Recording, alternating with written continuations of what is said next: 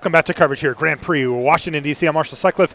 I'm in the booth with almost. I just looked at him. With Kenji Egashira, and we are ready for the last round of Swiss. This is round number 14, and this is going to decide who gets to draft next round and who gets to go home. And we've got a great matchup for you. Luis Scott Vargas, Andrew Beckstrom, and Pat Cox playing up against Oliver Tu, Shahar Shenhar, and Andre Ostrovsky, two of the better teams in the field, and they are facing off against each other right now. Luis Scott Vargas is going to take advantage of a fungal infection here. Wow. Though, interestingly, Shahar's actually going to protect that lava runner by using Shivan Fire to kill the 1-1. Yeah, that makes a lot of sense. The fungal infection was going to be a straight-up eat on the lava runner. Usually you're using fungal infection like on a 2-drop, a 2-2, and getting a straight-up trade, but this was just certainly going to eat the lava runner, which is probably going to turn into a 2-2 later in the game anyways, and has wizard synergies. And you see one of them here. The G2 Journey Mage is going to come down as a 3-2, but also knock Luis Scott Vargas down to 18. Another damage in from the lava runner is going to put him down to 17. And here's an opt for Luis on end step. Oh, there's a third color. Yeah, Luis, I got a chance to look at his deck actually after he built it. And, well, it's a spicy one, let's just say that. That could mean multiple things. Yeah. It's sweet. Okay. Sweet and spicy? Yeah. You'll see. Well, let's let this one go. It looks like Shahar Shenhar has a much more streamlined Wizards build here, though, than what Luis is working with. The problem is that he's missing land drops. Yep. The red-blue deck, though, can function relatively well off of fewer lands. Most of your creatures are pretty small anyways, although I think I saw in Bolas's clutches in his hand that might just get stranded. Looks like he has another Shivan Fire as well. Yeah, that secondary Shivan Fire is going to turn those lava runners up into 2-2s, but the Omnivore is still just holding them off. Luis has one of his favorite cards in hand, Divination, but he's not going to cast it this turn. Instead, he's got 5 mana. Oh, I take it back. He's rethinking it. He's just going to cast Weight of Memory. He actually had a land in his hand, thinking about Syncopate, and just says, nah. All right, some value there. You can see like a Goblin Barrage. He had already milled a G2 Chronicler off that Windgrace Acolyte earlier, so many reasons that you would want to mill yourself as opposed to your opponent. Time of Ice in hand. And again, that 3-3 just continuing to stop all of the damage from Shahar's side of the board. Yeah, no friends for the Thallid Omnivore, but who needs them? Friends are overrated. And this is the crux of Luis Scott Vargas's entire deck. The Mirari Conjecture is the card that makes his whole deck go, and he can do some very stupid things with this. Oh, you know what? I see in his hand a rescue as well. He is on that plan, Kenji. So why don't you explain how that works with the Mirari Conjecture? Sure. So you let the last chapter go off. It's going to effectively double any instants and sorceries you cast that turn. But if you do it with the trigger on the stack, that's right, you're still going to get that ability off. But you get the Mirari Conjecture back to your hand. You get to rebuy some instants and sorceries. Like it's real nice. It's very, very nice, and it does really good work for letting Luis power through to the late game. Now, one of the things that you'll see as an example of this is, remember that Divination I mentioned before? Oh, yeah. It's still in his hand. Sure. And Luis says, you know what I can do? I can do better than drawing 2. I'm going to draw 4 or 6 or even more later on. But here's an Academy Journey Mage for Shahar Shenhar, leaving Luis Scott Vargas defenseless. Yeah, this is going to be a big hit if Luis doesn't have anything to kind of stop this. Yes, looks like he does, though. Going to have to do something here. All right, Sentinels of the Pearl Trident, it looks like. He can actually flicker the Mirari Conjecture if he wants to. And get a significant amount of value out of it. I think you it's wait, interesting. Yeah, I feel like you do, too. Like, in an ideal scenario, he would want to use that to put the trigger up, flicker, and then do it again. Sure. But he's just under way too much pressure here to wait. Yeah, he has the Barrage and the Divination in his hand, so... He is going to do it. Okay, he's going to go for Love it. Love it, Luis. Go for that value. And it comes back at the end of the turn, so he has opportunity here to cast some more instants if he wants to get those back. Yeah, now we know this fungal infection here is going to put a hurtin' on something, but he's going to go ahead and chump block plus eat one of the lava runners. No, he's changed his mind. He's actually going to go for the double block, trading off a Saproling token. He's going to take 2, 4, 5 damage, I believe. I think he targeted the Scholar there. So I think he's going to go down to 14 here, if I saw it correctly, and get back the Mirari Conjecture. Luis going for full value here. Yeah, I mean, he has so much life to work with that Omnivore just stopped so much damage in the early game. Shahar was not able to pressure him. Yeah. And so Luis has been able to just dirtle. Oh, wait. Now I'm just going to get you. Yeah. And look at this. Now he's really taking over. Vicious Offering. Holy also moly. on end step. Oh, can I get back Weight of Memory? Is that good, Is that a good one? What if I put a few more cards in my graveyard? Oh, my God. Look at his hand. Wait, does he have 2 rescues? No. Just one, I believe. He has at least 1. Yeah. Well, this is the dream scenario. Yeah, he just has 1 in his deck, in fact. Luis is going to cast a Divination right where he wants to be in life.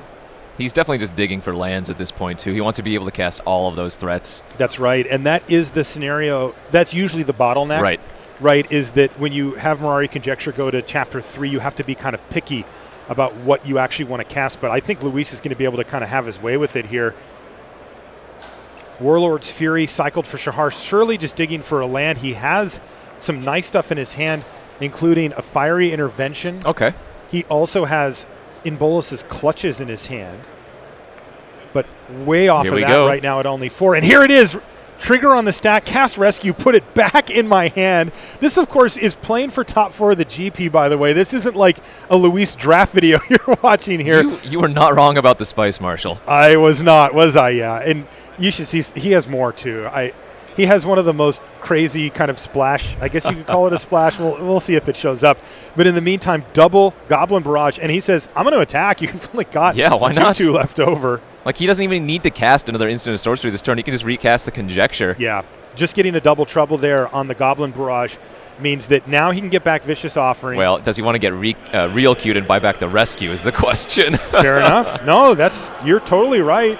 I don't even know if it's cute at that point. It's just so much card advantage.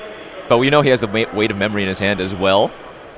He did actually get the Vicious Offering back instead. There's a land off the top for Shenhar finally, though he's still only on 5. That's way too late at this point. Yeah, Fiery Intervention, though he's actually going to just kill the Thallid Omnivore here. There's number 2 going up, get back Goblin Barrage.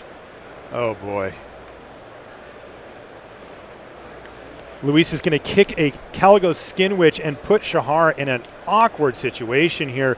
He's going to keep Fiery Intervention in his hand and discard a Journey Mage and an Inbolus's Clutches. I mean, I might scoop instead. Like, this is just too painful. That's true. Yeah, none of the creatures are creatures you want to bounce back to Luis's hand, or if you do, it just flashes it anyways. Luis with the obligatory library check. I may have drawn too many cards. He does have to be careful about flying too close to the sun, but I think he's fine. Look at Luis. Look at the graveyard. Like, wow, really? I'll take it. He's got to wonder what that last card is, though. It's not actually that great. And there is Weight of Memory. And he actually is going to go ahead and mill Shahar. He has everything he needs in his graveyard as far as value goes. He could have waited till next turn to also mill Shahar 6 cards, but he would also be drawing 3 in that case. Yep. Might deck himself the hard way. So Shahar does manage to stabilize the board, but look at the hand size. 1 card for Shahar, while Luis is sitting there on just a cool 7. And he has the double effect this turn. I don't even know if he's going to get to use any of the double effect. It looks like he has just mono removal spells. Goblin Barrage. He's killed too many of Vicious Shahar's Offering. creatures to get value. I think he might have a Fiery Intervention of his own, unless that's a Fire Fist Adept. But either way, there's... Yeah, it is. Luis. And there it is. The Dread Shade. That's what I was talking about earlier.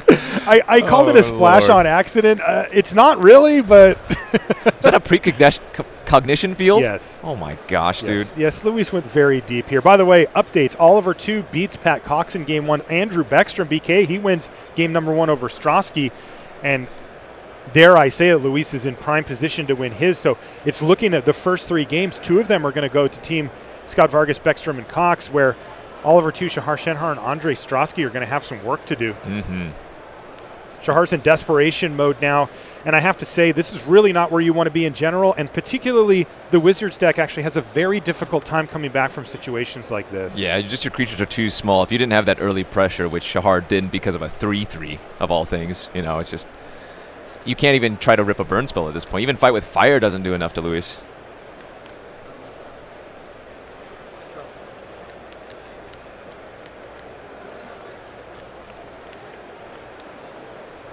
Luis just puts his elbows on the table and says, "What do you got, kid?" All right, I'm counting 10 instants and sorceries in Luis's deck. And then, of course, the rebuy effects on Mirari Conjecture, get to Chronicler. He also has the Precognition Field. I think he just drew the Eldest Reborn, perhaps? Yep, that is in his deck. But again, he's so far ahead that there isn't even a creature on the other side of the battlefield for it to kill. Oh, boy. And it makes sense that he's running Rescue in his deck, right? If it's just with the Mirari Conjecture, okay, that doesn't seem that great, as the Conjecture is already great by itself. But if you have the Eldest Reborn, you have multiple creatures with end of the battlefield abilities like the Skin Witch, the Surveyor, well, then it gets a little bit more potent. Absolutely. And, I mean, this is Luis's wheelhouse. This game is over. Luis Scott Vargas wins one game over Shahar Shenhar. And, again, Andrew Beckstrom also up a game. These gentlemen are all playing for their slot in the top 4.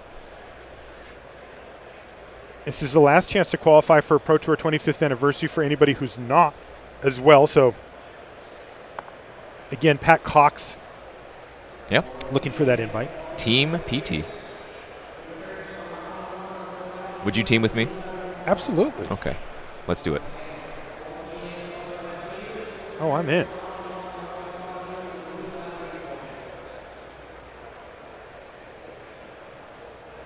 I guess this is the type of deck that you can build in a team sealed event, right? I think so. Yeah, nowhere else is.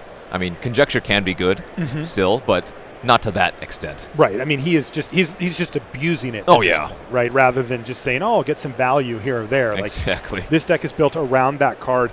And I mean, look, he did have to scrap together part of it, right? Like the Dreadshade isn't exactly his finisher of choice, but as we saw, it kind of doesn't matter. Nope. Right? Like, once you get that far ahead on cards, it's just something that can kill your opponent is good enough. Well, even, a Chronicler and a Skin Witch, that if you've killed all your opponent's creatures, that's good enough. Attack for 2. Yeah.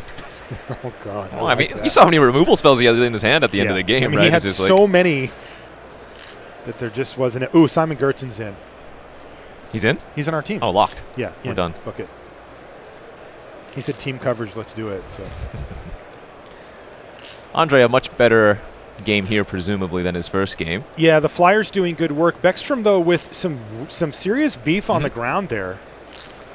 Yeah, he has 13 power.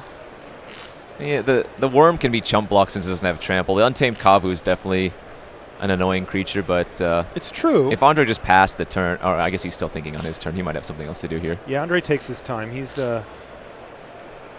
conferring with one of his teammates here as well. Still, I mean, you said it. That Worm can be blocked or even chump blocked, but it kind of has to be. It is big. Yep. Though I agree with you. I like. Oh boy, he's actually at 7. Okay, yeah, we had him at 12 when we came in, but he just took a hit of 5. For 5, correct. Yeah, 2-turn clock here. This is very, very rough stuff here for Beckstrom. He's going to need to find a way to deal with that Academy Drake. Oh boy! And now he's threatening lethal. Lethal in the air. So Beckstrom, with his back against the wall, though he is up a game, so he does have a game to give here. It's not, the match will not end even if Ostrovsky does manage to kill him in the air next turn. Was that top? It certainly looked like it. Oh boy.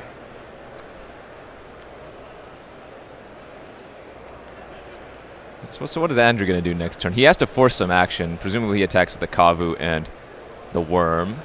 I mean, Hammered Explorer probably just jumps in front of the Worm. All right, here they come. Oh, he's going to double block the Kavu. All right, well, kill Tatyova, I guess. Takes 7, go to 9, but he's still dead in the air. The real question here for Beckstrom is, does he have a way to deal with one of these Flyers? If he does, we might have a game. But even then, it's a 2-turn clock, right. And if you count Tetsuko in there as well. Well, and Andre just topped some cards, right? So 2 cards. Yeah, so whatever he's drawing is you got to figure it's enough to lock up the game. And that is going to do it. Beckstrom was just playing it out and making Andre go through the motions. So game 3 incoming between those two. on our near table. That's table C. And as I mentioned before, Oliver 2, former Rookie of the Year there, has won his first game against Pat Cox, and they are in the middle of their game number 2.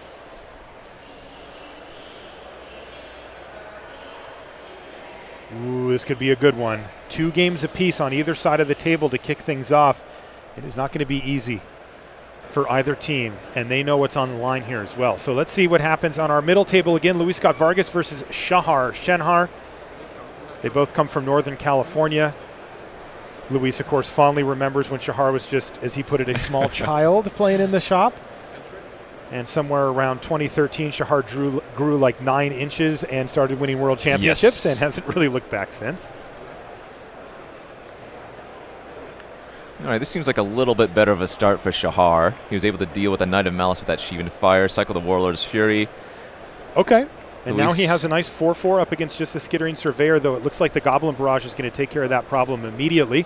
Not a ton of pressure here from Shahar just thus far, though I think the life totals maybe... He did get in last turn, right? Yeah. They're 18 each? Okay. There we go. There we go. And yeah, it was just switched. Shahar, though, did take one that turn from the Skittering Surveyor.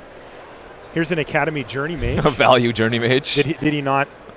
He just said, nah. Yeah, not bouncing a Skittering. Yeah.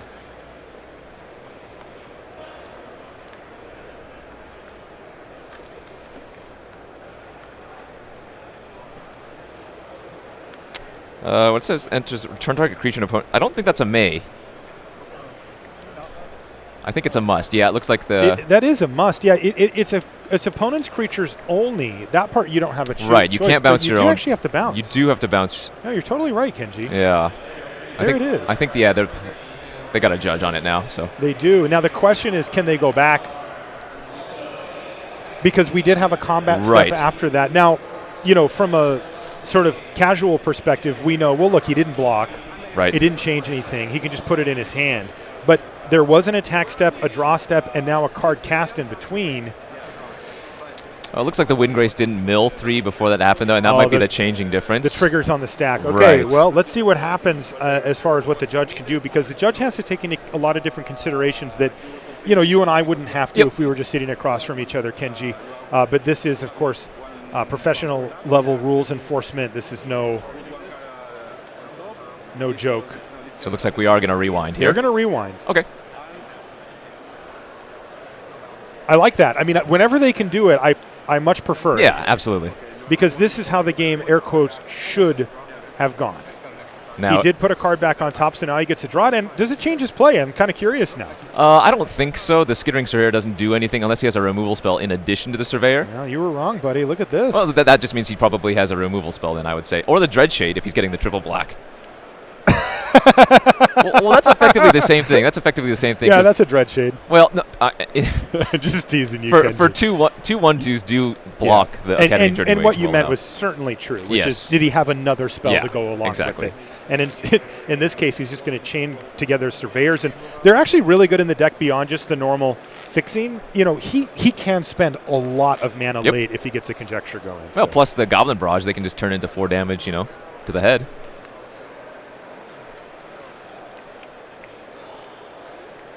Okay, so Luis, having used up all of his mana, hit his land drop, has another land in hand ready to go, and at least right now can threaten to double block the Journey Mage. Here's an opt from Shenhar. That's probably good news for Scott Vargas, that it's not just some like immediate spell.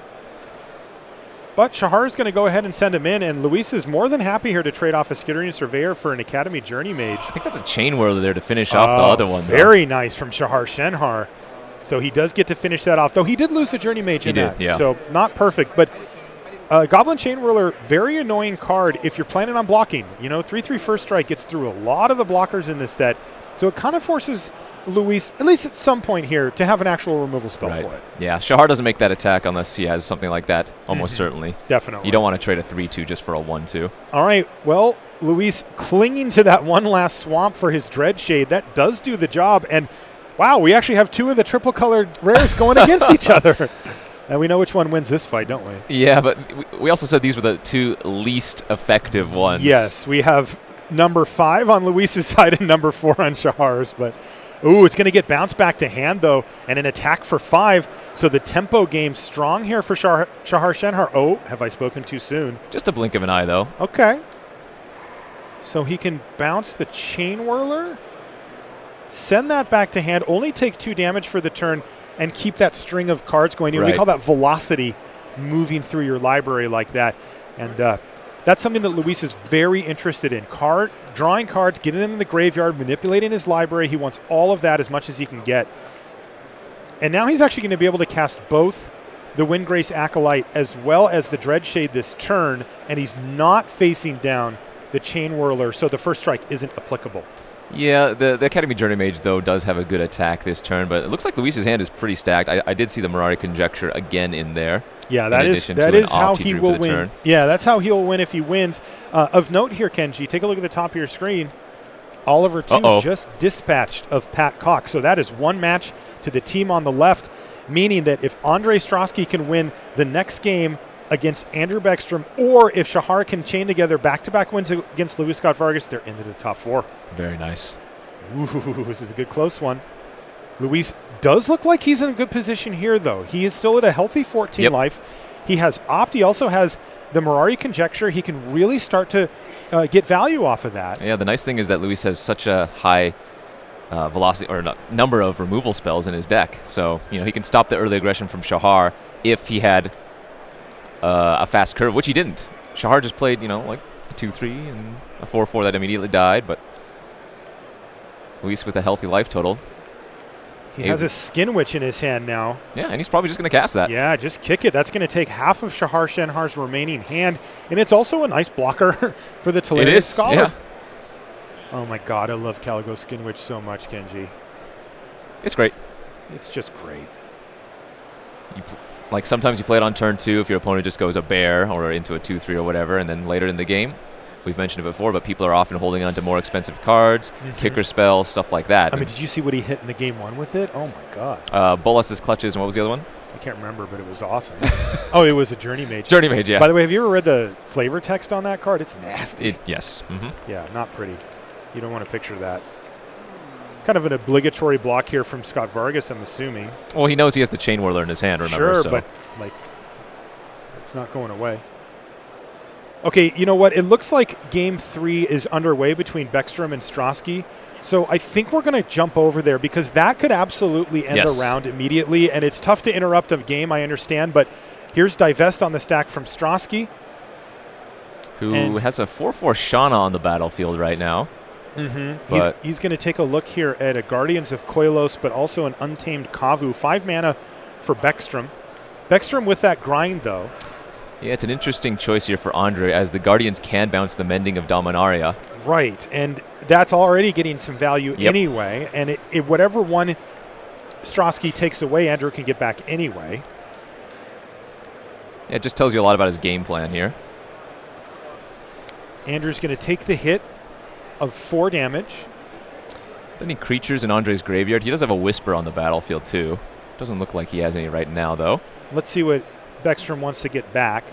It looks like his choices are Aven Sentry, Primordial Worm, or the Guardians we just mentioned. He did hit 2 lands, by the way, off of that Mending. Yep. And we've seen that be important today, much earlier in the day. I almost wonder if Andrew maybe wanted to block the Krosan Druid to the Shauna. To get it back with the Mending, just because he has such powerful late game and maybe gain that 10 extra life. Could be another turn or 2. Yeah, it could be another turn or 2 for sure. Interesting. That is an option that he did not take. Now, because he did get back the Guardian, he can still make that play later on. So he decided instead to not kick the Kavu, but also play the Guardians of Koilos. Is that correct, Yeah. Kenji? And I mean, he just knows he's going to get value from the Mending later on at this point, I would imagine. Looks like Andre doesn't really have any good attacks anymore. That is a Whisper Blood Liturgist.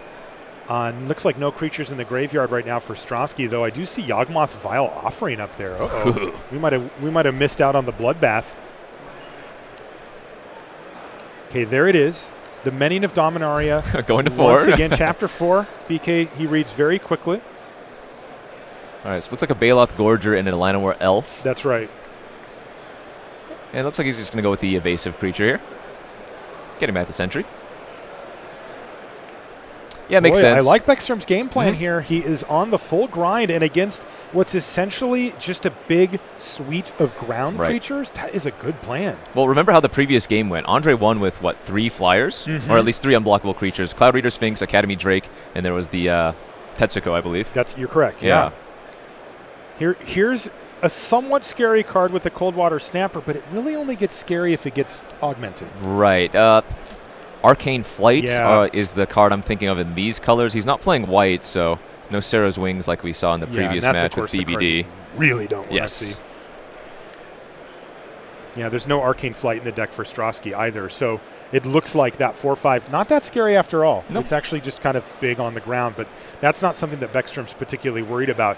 And the other cool part is that Beckstrom will now have Pat Cox sitting next to him and get a chance to get advice from him. And, of course, you can also ask Luis, because Luis is a crazy person and can somehow give advice about other people's matches in the middle of, like, bouncing his own Mirari's conjecture or whatever. I've experienced that firsthand, Kenji. I'm sure you have. I have. We played on the Community Cup team together a long time ago, and he was just bouncing around from computer to computer just telling people what to play while comboing off with elves. It was insane. He did win a pro tour with elves, so it's probably just locked into his brain. True. Okay, Bailoff Gorger, no kicker needed. Are we finally going to see the Mending of Dominaria hit Chapter 3 and get those lands back next turn? Yeah, it doesn't look like Beckstrom has any ways to do it again. Still, he has generated some sick value. Okay, Kazarov is interesting. No red mana. It's still just a 4/4 flyer that gets bigger when you trade away. Interesting. Yes, it does still have the ability. Oh, the problem is, man, Andrew has a Blessed Light in hand, and because Andre doesn't have any creatures in his graveyard, he can't sacrifice it in response to not get it exiled. So awkward. The flyer's going to get exiled here. So no targets for Whisper. As far as I can tell. No, in the you're right. Yeah. I'm just saying that, like, how awkward is that? Pretty unfortunate. Yeah. And I think we're probably just going to see Andrew fire it off right now before Andre gets a chance to untap. Oh, was that also a Pierce this guy? No. I think he's activating Memorial to Glory with the trigger from. Oh, look at that. Yeah. On upkeep. All right. Sorry, on the trigger on the stack. You're right. So it's after his draw step. Yeah, and that's going to go to the graveyard, and he's going to get it back, and then he's going to get these other lands as well, and he'll have enough mana still, right? Yep. Well, because the other lands enter untapped. Right, so he still has enough mana to cast his Blessed Light. Ooh, tricky play. That's some cute stuff there, BK. I like that. By the way, take a look at our middle table. Oh, Shahar pulled it off. Won that game. I am surprised. It did not look good for him. So this is looking really close now. Wow. Yeah, if Shahar or Andre can win their next game, this one for Andre or the next one for Shahar, round is over. They'll lock themselves into the top 4. That's right. They'll go right into the top 4. So it's on Andrew Beckstrom. He has to win this game now. No wiggle room. And Luis has to win his last game as well. Now, I have to say that both players have really been able to do their thing this game, and I like Andrew Beckstrom's position a little bit better. Agreed. He's had a lot more cards drawn thanks to the Mending of Dominaria happening effectively 4 times, Chapter 1 and 2 triggers. That being said, still a lot going on the other side for Ostrovsky. Good attack here for Andrew if, say, Ostrovsky just puts the Shauna in front, which is a 7/7 right now, and would trade. Well, then Andrew goes for the Blessed Light blowout. So if we're going to see a block, it's either going to be a chump or a multi-block. I mean, he could take the 7, of course, right? He could. Yeah. But the question is, does that actually help him, right? If he takes the 7, does he then get to crack back? You can't keep doing it forever. No, not really. He doesn't have a good attack still. Just too many big creatures on Andrew's side. Mm-hmm. And this makes sense. Effectively double hexproof creatures. Exactly. Now, this does get kind of interesting because it prompts Andrew to wonder, well, how much do I really care about Kazarov? Yeah. Because he could get a 2-for-1 here and just kill Shauna, right? But I don't think you can afford to do that. You lost to Flyers in the previous game. You know they're a big issue. Right. Kazarov's going to get big if you let this damage go through. Oh, but he's got Pierce the Sky as well. Okay, so he's going to save the Blessed Light then. He can cast it. Yeah, I'm just saying he could have used the Blessed Light here first, but I guess he wants to get the guaranteed use of Pierce the Sky before he fires off the Blessed Light. Yeah, now does he get the 2-for-1? No, he's just going to go ahead and trade off. That does leave the Coldwater Snapper available. So it looks like Beckstrom not super worried about the Snapper in this scenario. Again, the only card that comes to mind is the Arcane Flight. Arcane Flight, and that would be a problem, but... This is good play, though, right? He can kind of bait out a sacrifice of 2 more creatures from Andre. Who has to be wondering, okay, well, you know. I see. So you're saying that BK says, okay, fine, you use Whisper, take out, say, your Skin Witch and maybe Sapperling. Yeah, exactly. You get back Kazarov, and now I have the answer for it. Then I Blessed Light it, yes. And it's gone forever. Yeah, that is a good way to whittle down a board. I don't know. I might have just used the Blessed Light immediately since you know the opponent still has Academy Drake, Cloud Reader Sphinx, and some other flyers in their deck. That's interesting. So either way, the Whisper was going to be annoying, but... Yeah, it's an interesting decision point because Beckstrom, he also needs to find a way to win this game at some point, and he's not really close to that at the moment. Like, he can't get through on the ground. And Ostrovsky's at, a cool 20. He's got a lot of work to do, but... He's going to sacrifice his Knight of Grace instead of the Sapperling. The Knight of Malice? Wow. Sorry, Knight of Malice, yes. Does he have an Omnivore in his deck or something? He must. All right, and boom, the trap is sprung with Whisper tapped, and nothing else to do. He's going to use up that mana on end step and exile. Andre lost a few creatures, but none of them were entirely too relevant, right? No, and Andrew lost his best creature, the 7/7 Baloth. So we're actually at a bit of a stalemate here, all told. Yeah, we know that Andrew still has the Aven Sentry in his hand, I believe. That's right. So. He got it back from the Mending, and that seems to be the most important card at this point. Oof, this has been a good game. Let's see if Ostrovsky can find another flyer. He's only got 2 cards left in his hand. Soul Salvage? Is that a Soul Salvage? It is. But remember, the relevant creature's already gone. Yes, and the exile effect extremely important there for Beckstrom. That Soul Salvage actually not even that good. Nope. So Beckstrom's going to know to try to dump out his hand as quickly as possible, because I believe the Calico Skin Witch was the other creature that was returned. So. Yeah, and he is certainly going to be prompted to just get those best cards out. Mammoth Spider? Yeah, the Aven Sentry and Mammoth Spider, he can cast both of them right now, I believe. Leaving himself with just 1 card left. Mm-hmm. And that's going to say bye-bye, but it's probably not anything great, just a land or something. Ostrovsky with the top deck here. Let's see what he's got. First, the Skin Witch to clear the way. Get it while the getting's good, and it's just a forest. And then he just passes the turn back. Okay. So Beckstrom now in the lead. Yeah, however small it is. But yeah, I mean, start clocking. That's exactly it. Because there's a lot of cards that both players can draw that don't really change this board, right? Like, basically any ground creature doesn't matter like at this that point. Sapper doesn't matter. Right, Sapper is nothing. So Cloud Reader Sphinx, I think that was. That is exactly what that was. That was one of the best draws possible for Ostrovsky. Like, it just finds the Academy Drake. It bottoms any irrelevant creatures that are, ground creatures like we were mentioning. Wow. It stops the Aven Sentry by itself. Wow, wow, wow. This is going to be a close one. Yeah, now all of a sudden, Beckstrom's going to need to find a removal spell. Or a way to push through extra damage. Okay. Okay, Primordial Worm's actually okay. That will trade off for a few ground creatures. Yeah, but the Whisper kind of negates that as well. Definitely. Definitely. There's some expendable creatures. Again, the Skin Witch plus a Sapperling. Did you see what Andre topped with the Scry? I know he topped 1, bottom 1. Yeah, I did not see what it was. Advantage bar slightly to Ostrovsky here? I think so, yeah. Just the bigger flyer and the redundancy of the Whisper, but it doesn't take too much for Andrew to pull ahead because he has such a wider board. Homerid Explorer? Okay. So that's actually real nice. He targets himself, mills 4, and you know what that does with Whisper? Bricks? Nothing. Well, he bid 4 lands. He did mill 4 lands, so he's going to be pretty happy about that. Now, Beckstrom does have 2 copies of Blessed Light in his deck. Okay, well, he's used 1 already. He has a Teshar. He has that Shauna Sisei's Legacy that we saw over on Strosky's board, but that, of course, must have been from the Yawgmoth's Vial offering that was in the graveyard. Andre just drew another land, it looked like, for the turn. This is a close game. There's also an Ancient Animus for Andrew Beckstrom that he could use to knock down the Sphinx. That Primordial Worm draw allows the Animus to eat the flyer. He also had the 4/4 Guardians already as well. But we're in a bit of a stalemate here. We are. No attacks for either side, though. Precarious. Like Mammoth, Spider, Cloud Reader, Sphinx kind of just stare at each other. What in the... Knight of Malice getting frisky here. What could they have? So maybe he just has like a Vicious Offering and he's going to use it on the Spider anyways. Like, oh, BK just took it.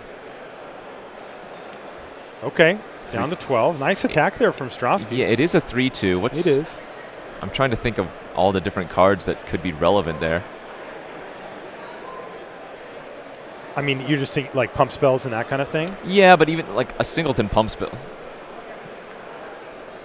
Okay, it sounds like, oh boy, that was actually a big swing there. Right, taking the Spider's nice. He took it, but it sounds like the other match again is even closer. Luis got Vargas versus Shahar Shenhar. Luis has a Dreadshade. A very large Dreadshade. But he's going to need more than that. Windbrace Acolyte's going to put him up to 11. Opt Fungal Infection and one Unknown milled there. He's just got one card left in his hand as well, it looks like. I think it might be a Chronicler in hand, but... no double red right now? Yeah. Oh, yeah. Yeah. Oh, boy. Wow, it's close. That Dreadshade's actually just stopping everything. But, Shahar's playing huge creatures and looting away. Oh, and he just found what he needed. Intervention.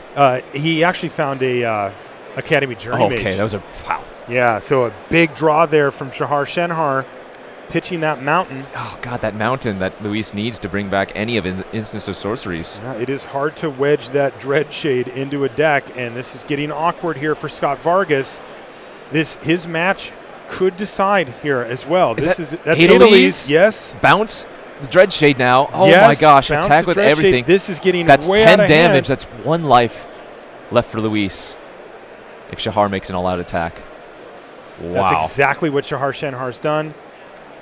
Trade, take 2, 6, 7, 8, 9, 10, and Luis Scott Vargas is down to 1. 1 life. Surely there's no way out from this point for Scott Vargas, Pat Cox, and Andrew Beckstrom. Their backs against the wall. Shahar Shenhar, Andre Ostrovsky, and Oliver 2 poised to make the top 4 here in DC. Shahar says, I'll just kill you with this one, and that's the game. The match in the round. Shahar Shenhar, Oliver 2, and Andre Ostrovsky into the top 4. They're going to send Luis Scott Vargas, Pat Cox, and Andrew Beckstrom packing with a nail-biter finish. Wow. So close to making the top 4, but not this time. Definitely a good run for them there. For that team. Really impressive stuff today as they won every match leading in and just barely got nailed here at the very end. But Shahar Shenhar, Oliver 2, and Andre Ostrovsky into the top 4. And boy, we have a really nice top 4 shaping up for you. We've got Tenjim, Sahurik, and Ingram. Yep. They scooped to Paulo Vitor Damarosa, Eric Froelich, and Ben Stark. So both of those teams are in. And as I mentioned a minute ago, we know that now 2 Shenhar and Ostrovsky are also in. So there's 3 of your 4 teams locked up. And that means that our last one, which I believe is our backup match Should be, yep. It is, boy, this is a big one too. Brad Nelson, Brian Brown-Dooley, and Martin Muller are playing against Martin Yuza, Shuhei Nakamura, and Corey Burkhart for that last slot. So many all-stars of the game there. Yeah, I mean, no matter what, we're going to have. Stacked. Yes, all 4 teams are going to be filled with top pros and big names of Magic, and you're not going to want to miss it. After we do make the cut, we still have Time Walk to bring you to let you know who won that one. But after we do, it's team draft today. And we'll be talking more about team draft when we get up to it. But it is a cool take on draft. It's a lot different than a regular booster draft when you get into it. It looks about the same on the surface, but once you start doing it doesn't quite play out the same way. And there's a very high skill edge for people that are very good at it. And I got to say, I'm looking over here at Paulo Vitor Damarosa, Eric Froelich, and Ben Stark, and that looks pretty scary. We've got an interview down on the floor right now, though, with Shahar, Marshall, and Kenji in the booth. Great job, buddy. Hey, thank you. Yeah, that was great. That was a really close match. That was super intense. Now, I got to tell you, Shahar, in game number 2, we actually had to leave the camera match to go over to the other one about half, I don't know, some part of the way You had just through. played Chain Whirler to finish off the Caligo skin. Oh, okay. So what ended up happening that game? Oh, that game was actually the most insane one, so it's too bad you missed it. But I played I played the Snapper. Yeah. And Luis top deck the Eldest Reborn, and he's at 4 life, right? And then I played God. Yeah, and then he eventually top decked it, and then I played Keldon Raider, and on the last turn I top decked Arcane Flight and killed him with it when he had a Dread Shade. Oh my God, that's insane. I boarded in 2 Arcane Flights and 2 Snappers and a Raider. Wow. So those are the 4 cards I boarded in, which was just perfect. So it is. Yeah, it really worked out. Oh, man, what an intense game going really down intense. the stretch. And we were watching Andrew Beckstrom's match on the other side of the table. Yeah, go ahead. Oliver told me not to worry about that match. It was way too complicated, so I just have no idea. Don't ask any questions about it. Okay, fair enough. I don't know what's going on. But it was also very intense and super close. I'm sure it was. In fact, it was so close that we were on it, and then we jumped back to see your match because we heard that yours might be winding down. So, wow, great stuff, and what an awesome run for you 3. Oliver 2, Shahar Shenhar, Andre Ostrovsky. You guys are in, and boy, it is not going to be easy in that top 4, Shahar. Have you seen who else is in? Well, I know that Petter's team conceded to Ifro, so that's Petter, Ifro, that's right. me, and whoever won in Corey's team, and and then you're gonna they're still playing. They're still playing, and we're going to be watching that one next on a recorded match. But boy, you guys are going to have your work cut out for you. Congratulations we sure do. on that top 4. This is Oliver's, I believe, 3 Team GP top 4s in a row. Wow. So, I played one with him with Lance Austin, and then he just top 4'd the last one, and then this one. So 3 in a row. He is running hot. Is he a great teammate? Oh, he's really, really great. Man. It's really nice when your teammate never loses, so you just have to worry about the other teammate or your matches. It's a lot of pressure on poor Andre. Yeah, it's true. Well, great job, Shahar. It's great to see you once again in the top 4 here at a Team GP, and we'll see you in the top 4. All right, see you there. Man. Great stuff. Good stuff. No good problem. stuff. Really crazy finish to that match, and that was a sweet one for us to watch. Now, as I mentioned, we're going to be joining that other last match here shortly, and boy, that looked like an intense one going on still behind them as well. And again, to remind you, that was Brad Nelson, Brian Brown-Dooley, and Martin Muller, and they're playing against Martin Yuza, Shuhei Nakamura, and Corey Burkhart. Now, Corey Burkhart and company, they came in with a draw on their record, but it looks like they've dodged that bullet, and a win will still put them in cleanly. It's not necessarily the case that if you have a draw you can get in, but they had the best breakers, and what that let them do, the tiebreakers actually won't matter for getting into the top 4, but they did matter for where they got paired up, and they got paired up with the highest possible seed that they could, and that means they're going to be in. We're going to take a short commercial break, though. We're going to be watching that match when we get back. Don't go anywhere. GTP Vegas History Draw. GTP Vegas History Draw. GTP Vegas History Draw. GTP Vegas History Draw. Metalcraft infect or maybe you'll proliferate. Creatures with high toughness are particularly great. Ramping out spaghetti monsters means they won't contest. It's battle cruiser magic, and it's drafting at its best. Lightning fast, the traps are traps, take creatures and good tricks. Black is the best color, don't forget the format's quick. It's better to stay open, don't commit hard to one choice. And don't worry about burst lightning, just take that foil goif at the GTP Vegas History Draw.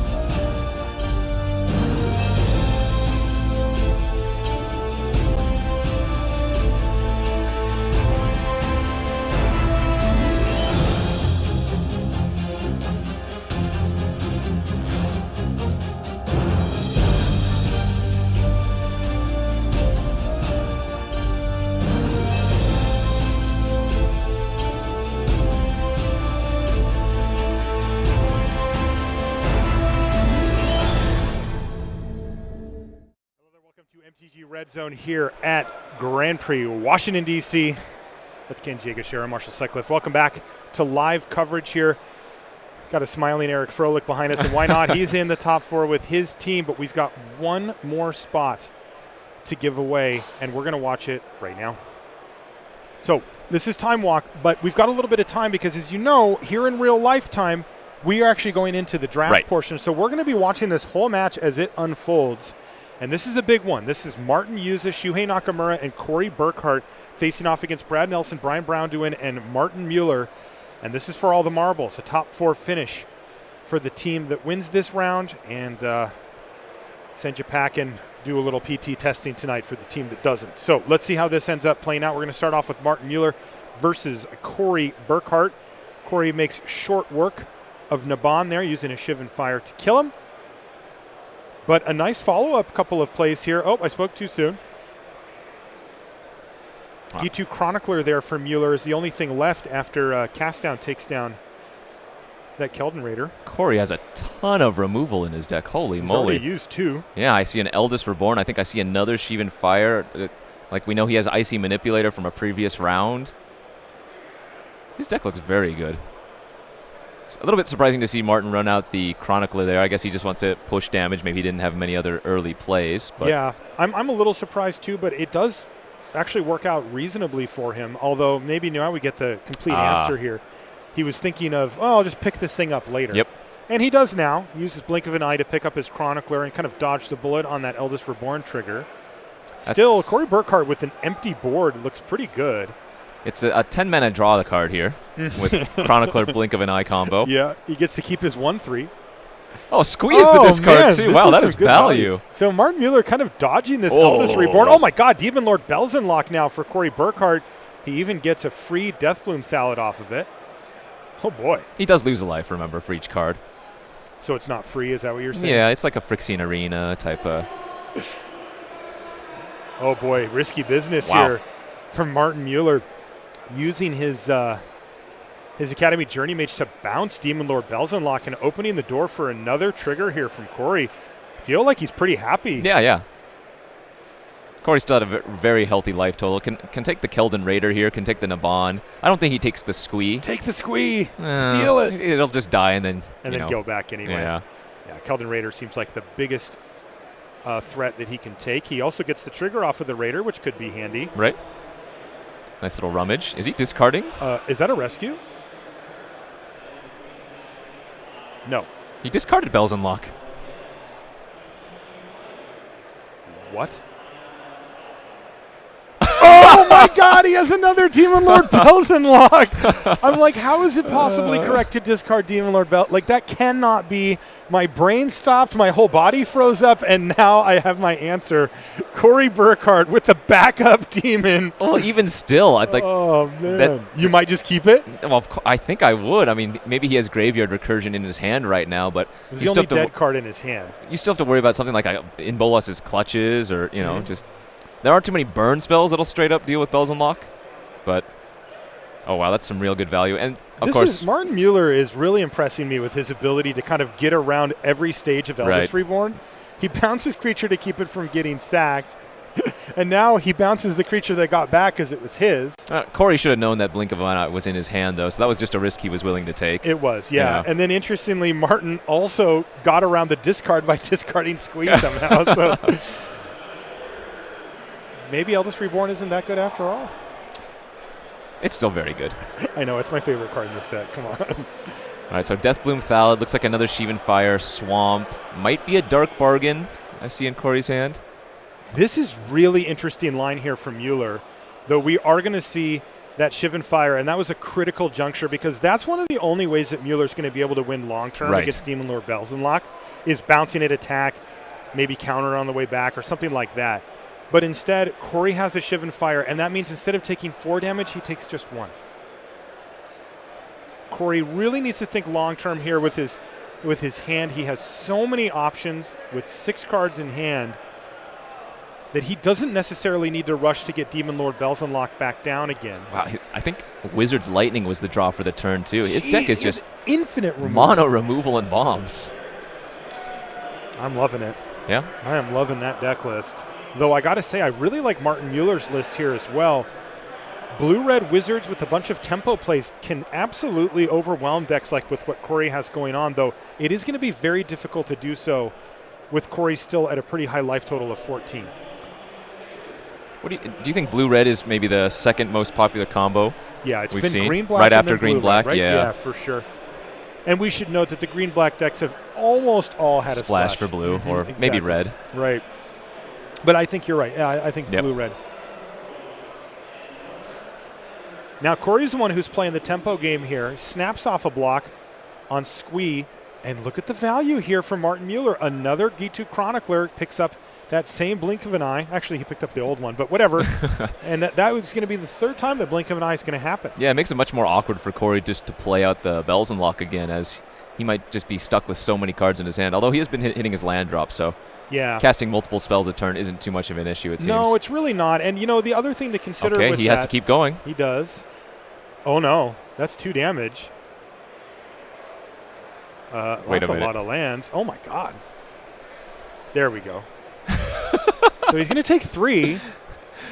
Drop down to 11. But, I got to say, Kenji, even with that, and even with the tempo plays that we've seen, he's still at a pretty high life total here and only facing 2 power. I guess. But, yeah, that was probably a few more cards than he wanted to hit, I would say. Come on, really? I think so. No way. Yeah. More cards. Always I guess, yeah. He has all the removal spells. He's at 11. He's only facing 2 power. I guess. What could go wrong? Well, again, you think of Fight with Fire in the red decks, Dude, right? Don't say that. Don't say that. That makes me nervous. One more point of damage is not... How about Keldon Overseer?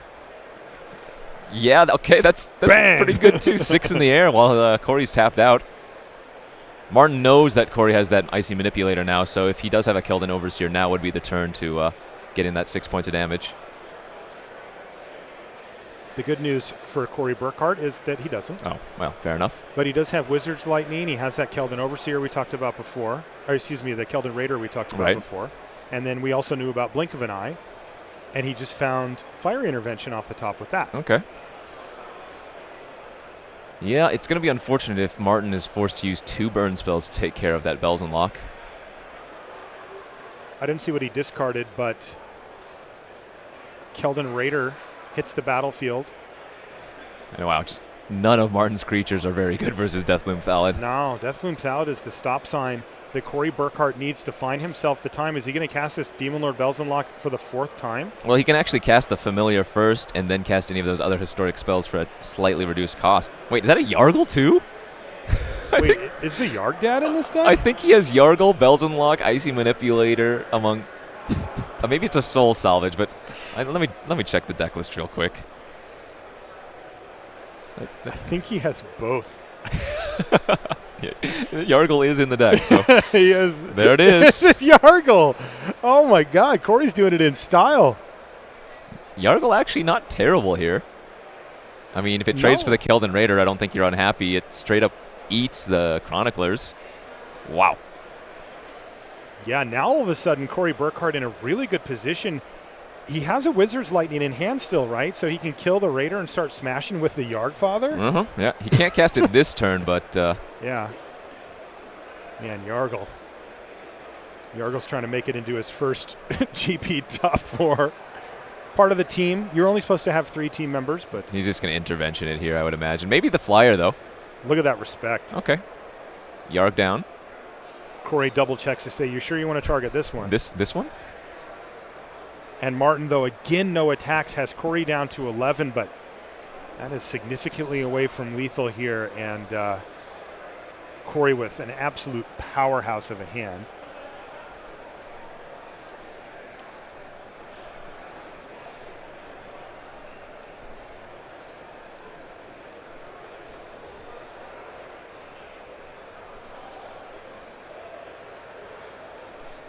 One of the cards you mentioned earlier, Kenji, was Fight with Fire. Is that in his deck? Yes. Martin's deck? Yes. Okay. Martin has 1 copy of Fight with Fire in his deck.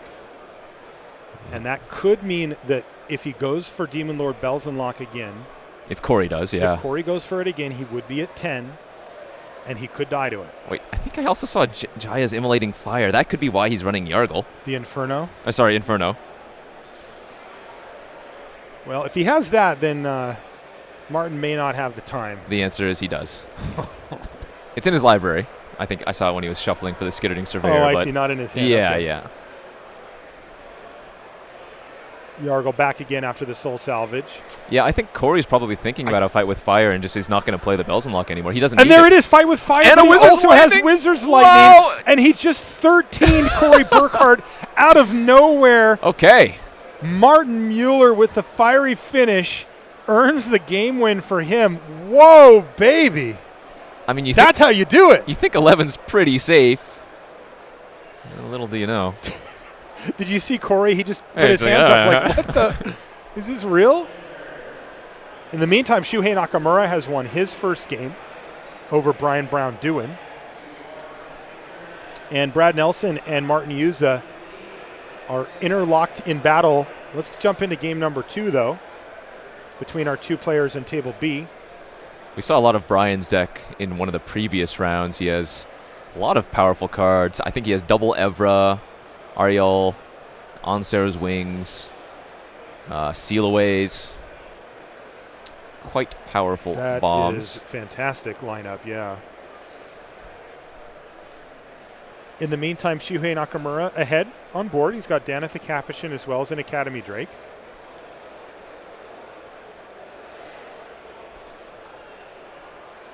Avon Sentry's going to chip in for 3 damage.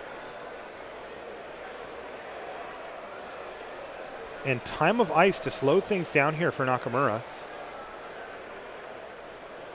Though Shuhei, with 7 cards in hand and 4 mana available, has to have something to do. What does he have? I think you see a Blink of an Eye in his hand. Also a double Syncopate. Yeah, he can't Syncopate this for the necessary amount. But no. Time of Ice, it only keeps the creature tapped down for as long as Time of Ice is on the battlefield. So it's not on the battlefield anymore. Correct. So Danetha will untap. Okay. So this is an interesting game plan here from Shuhei because he does have a lot of work to do with BBD at 14, but he just bought himself 4 more damage. I mean, he has 4 points of damage on the battlefield. Like, this is a good race for Shuhei. And remember, Daneth the Capuchin with lifelink as well makes it very difficult for BBD to just outright race him. Looks like a Serra Angel in hand, but no second white source for Shuhei, so he's going to have to decide some of his other spells to cast. Knight of New Benalia, he's going to play here. Looks pretty good on this board, to be honest. Yeah, absolutely fine. Presumably Brian going to cast out that Time of Ice again, only just going to tap down one of the creatures. Brian might want to stop attacking with the Avon Sentry, but the thing is, that's normally fine to trade and play a little bit slower if your opponents run out their resources, but Shuhei still has so many cards in his hand that it's a lot harder for that to work out for him. Tough decision point there for... Okay. On Sarah's Wings. Yeah, you're going to wish you had that Blink of an Eye back. Shuhei with 2 of them, actually, in the graveyard right now. Oh, he has an Academy Journey Mage as well. Yeah. So he's actually well set up, but he is lined up to take 1 big hit here. 4 damage with lifelink. Shuhei might actually be thinking about if he wants to Syncopate for 2, kind of just to tap out Brian a little bit. I don't think that's a good play necessarily here, but it is consideration. Sometimes, you set up to where you tap your opponent out of some of their mana so that... Now he's going to Syncopate, and nice. This is going to be a nasty one for Shuhei because he gets to untap Bounce. And Shuhei plays very quickly. He's just going to jam that Journey Mage. Yep, Journey Mage, send that pack in, get in for a bunch, 3, 4, 5, 6, 7 damage. Though, did BBD actually gain 4 last turn? He might have been playing around a card like Gideon's Reproach. Yeah. Oh, no, I guess, no, he was tapped out of white, wasn't he? Okay, so I would imagine that Brian did gain 4 the previous turn. Yeah, and we see that he's at 7 now. Yep. So, to note, he went from 10 to 14 after the Avon attacked, and then Shuhei attacked for 7 there, putting him down to 7. And now BBD is in a very precarious position where he's facing down lethal. Is that another Time of Ice? He's got another copy of Time of Ice and then replays the Avon Sentry. This will keep him alive if everything stays the same. Is that if a it doesn't, too? He's dead.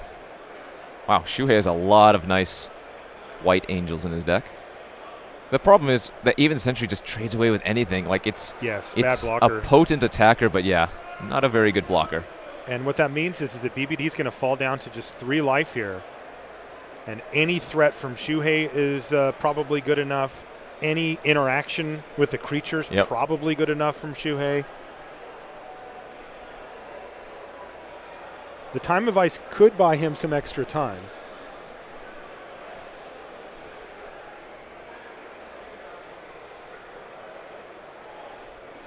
All right, just another lethal thread in the form of that knight.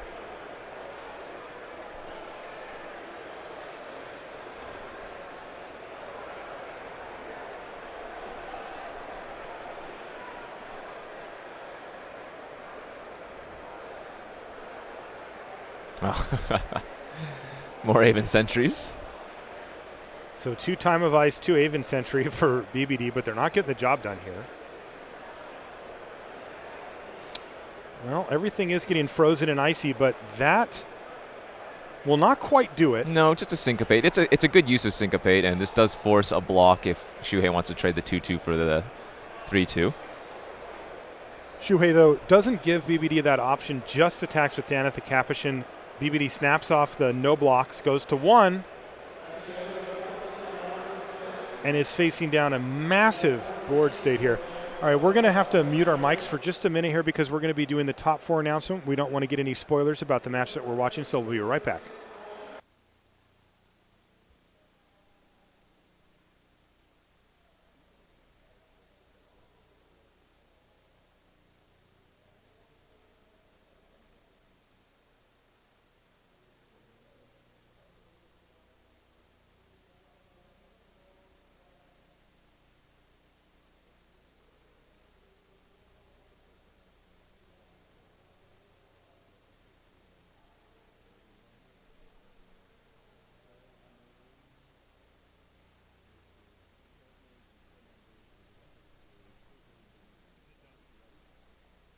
All right, we're back. Thank you for your patience there. We just don't like to let the audio from the top 4 announcement in the building bleed over. And we did pause it just for a minute so we didn't miss any of the action as far as keeping you up to date on the commentary.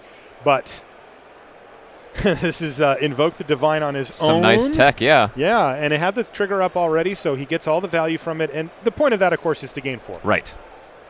So if he can find an answer to just any one of these creatures, he should be, well, not okay, but in surviving shape. Yeah, with only 1 mana open, Shu has pretty clean attacks here. Blackblade Reforged looks woefully slow here. Not the kind of thing that BBD is really going to be able to leverage. And so the reason why Shuhei's playing this pre-combat because it makes the Serra Angel a 5/5, so now the Aven has to block it. Also, why not give Serra Angel lifelink? Sure. Good play there from Shuhei Nakamura. So this is going to be a chump block from BBD just to try to stay alive. He's going to go to 1. Go to 1. Shuhei's going to gain 7 life, go up to 30. And we're going to see a scoop here. Okay, so that is Shuhei Nakamura. While we were watching this, Martin Muller did it again. Dispatched of Corey. That's right. So he had one of those tempo draws, I'm assuming. And this is still game 1 between Martin and Brad. And this is actually our deciding match. Yes. So for those of you that are not used to team play, well, this is an easy one for you. This match wins it for the team, and that's it. There will be no bouncing around, and we have a prolonged game between the 2 black-green base decks from these teams. Kenji, you and I have seen effectively every team have some version of this deck. Definitely. And these teams are no different. I mean, you just have to imagine that you open so many packs, you're going to get a decent number of cards that are, all within synergy. For instance, Thallid Omnivore, one of the cards we've seen the most this weekend. A common, you're going to probably open a few of those. Slimefoot at uncommon, just a very good one. And you got a lot of nice filler cards. Looks like a Caligo Skin Witch here was one of the... Oh, no, maybe the Settle Scar. Similar art. And Brad, with that Soothsayer, can sack it in response. Preserves that creature in his graveyard as well for that Fungal Plots. Apparently, we've walked in on a very grindy game already. Extremely grindy mirror here between these two.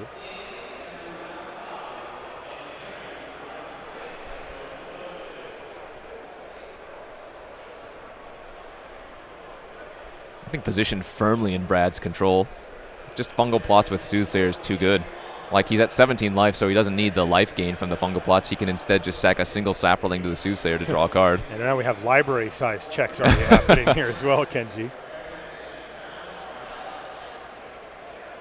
I think is that a dark bargain in his hand as well? For Brad?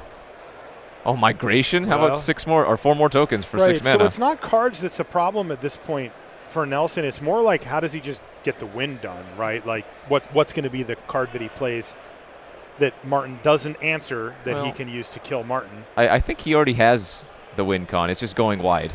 Okay, he's just going to go around him, basically. Sapherd's the only good blocker for Martin right now. Right. Like, the Saproling will trade off with one of the other 1/1s, but...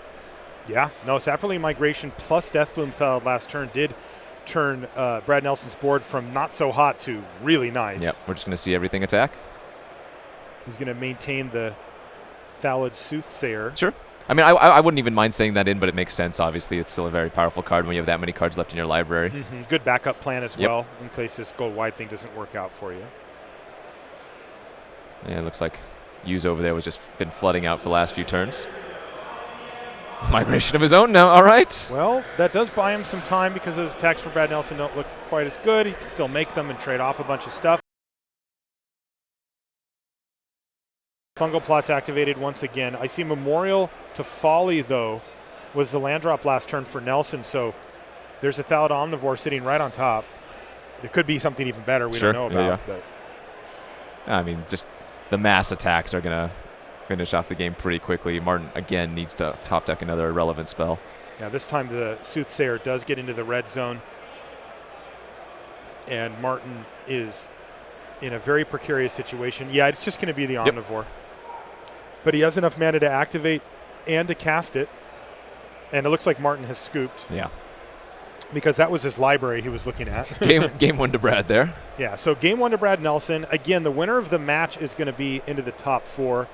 And interestingly as well, you know, looking at the teams, these are kind of the leaders of the teams, if you will, right? I mean, they're all pretty evened out, but, you know, Brad Nelson and Martin Yuza are two very accomplished players at the table. Shuhei Nakamura, of course, also with a powerhouse long-term resume. Now, all of these players have had various levels of Magic success at the Pro Tour level, or at the professional level, I should say. Actually, who's winning the GP Top 8 race now? Is it Martin or Shuhei? Still Shuhei? It was always them going back and forth. You know, that's a great question. It's something absurd like 40, right? I think it's 25. It's something more than very that. large. Yeah, I think it's in the like 30 range or so.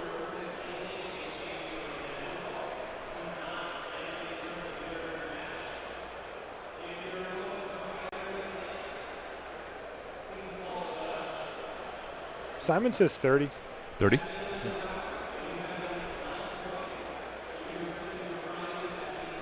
That's awesome. So they're actually both tied. Oh, they're tied right now. Chat says they're both tied at 29. Well, I know it because it was going back and forth for a while, but... I don't understand, though. How can one get ahead of each other if they keep teaming for these things?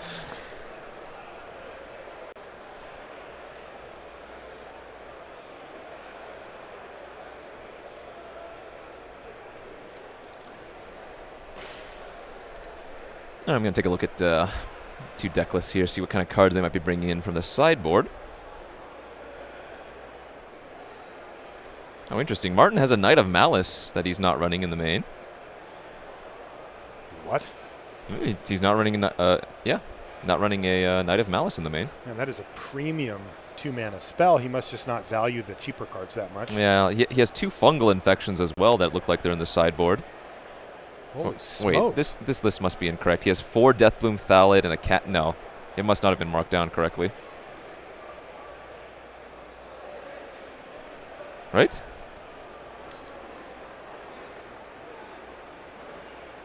Well, I guess we can take a look at the teammates, and maybe they have split them up a little bit.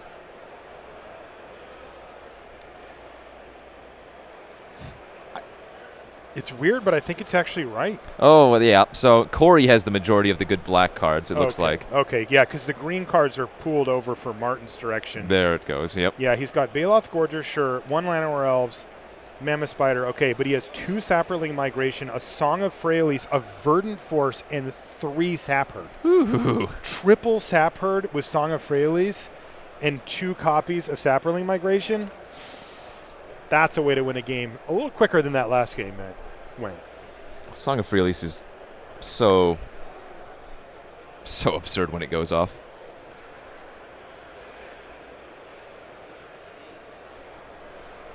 Let's see what Brad is working with over there. Yeah, because remember, for these team events, you're registering entire pools. You have to make sure all of the cards are listed somewhere, even if you're not main decking them.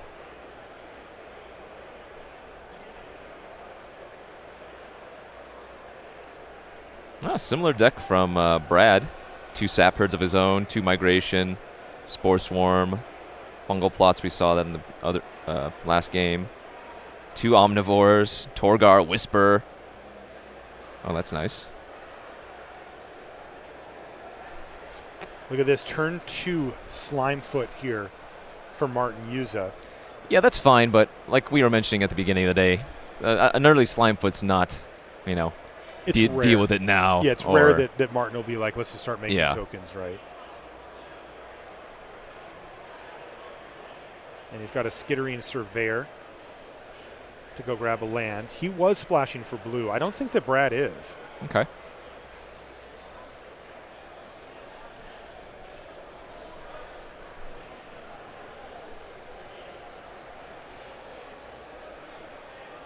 And indeed it is a Tatniova, Benthic Druid, that Martin is splashing for. Ooh, Whisper online now. Whisper really good with the Sapherd, as the Sapherd, of course, gives you that extra token itself. Oh, a Mountain from Brad. Maybe Radiating Lightning, Marshall? Ooh. Is this his deck here? Yes. What does he have in the sideboard? Let's just take a little look. No, this lists the entire pool, though, so you won't know for sure what he has. So, well, these are supposed to be a sideboard, right? The ones that are off to the left? Oh, that's probably what it is, yeah. Okay. Well, I don't see any red cards in his board. Maybe a gold card down here somewhere? Oh, Garna. Garna, okay. He also has Halar, the Fire Fletcher, in his sideboard, too. So either number of those could have come in. Fair enough. Garna seems good, and he's going to have time to find the mana and cast Garna as well. Nice value there from Brad. Windgrace Acolyte milled, another Sapherd, and a Baloth Gorger, and again, in conjunction with that Whisper, you can do some nice things.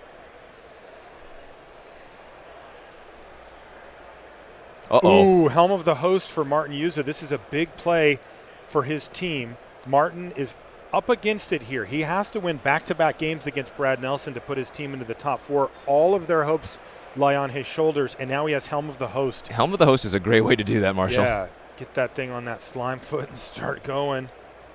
Multiple triggers. I mean, I don't even know if you need it on the slime. Just any creature. Even the Llanowar Elf. Yeah. Not preferable, but... You got to be a little bit of a dreamer here, Kenji. Let's not go for the Llanowar Elf. Sometimes it's okay. Surveyor? Sometimes it's okay to let you be the only one. Can we... You had to leave me. Can we meet in the middle and go with the Surveyor?